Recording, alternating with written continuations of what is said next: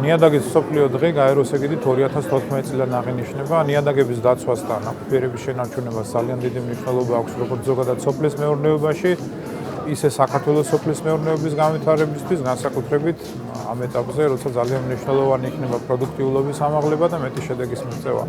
როგორც წარმოების, ასევე ექსპორტის თვალსაზრისით. აქედან გამომდინარე, ძალიან დიდი მნიშვნელობა აქვს ამ დღეს და ვიმედოვნებთ ეს დღე გამოვიყენოთ იმისათვის, რათა ავამაღლოთ ნიადაგით მოსარგებლეთა ცნობიერება, ნაყოფიერებისა და ხარისხის შენარჩუნების თვალსაზრისით. მნიშვნელოვანია, რომ მაქსიმალური ყურადღება იქნეს გამახვილებული ნიადაგებთან მიმართებაში, ვინაიდან ბოლო მიმდინარე მოვლენებმა, რაც უკავშირდება გლობალურ დათბობას, კლიმატის ცვლილებებს, ინდუსტრიალიზაციას, დაბინძურებას, ყველაზე სავალალო მდგომარეობაში აგდებს ნიადაგებს და მოგეხსენებათ, ნიადაგები არის საცოცხლოდ მნიშვნელოვანი კაცობრიობის განვითარებისთვის და ზოგადად დედამიწაზე ეკოსისტემის შენარჩუნებისათვის.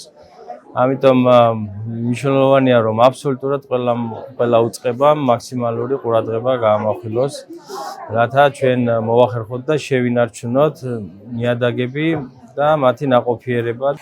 გაეროს 68-ვე ასამბლეაზე დააწესდა ეს დღე და ყოველწლიურად გაერო ადგენს სლოგანს, რომელიც იმ წლის სლოგანი არის.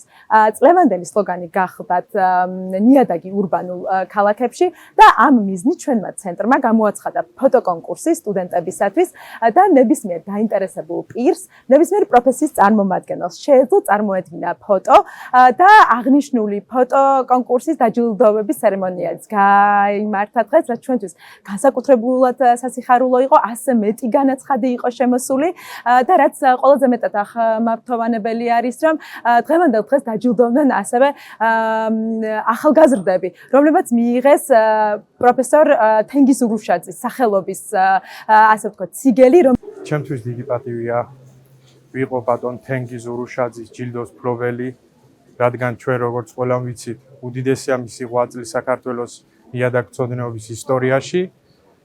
მე პირადად პირველივე კურსიდან დასაქმებული ვარ ამ განხრით ლაბორატორიაში.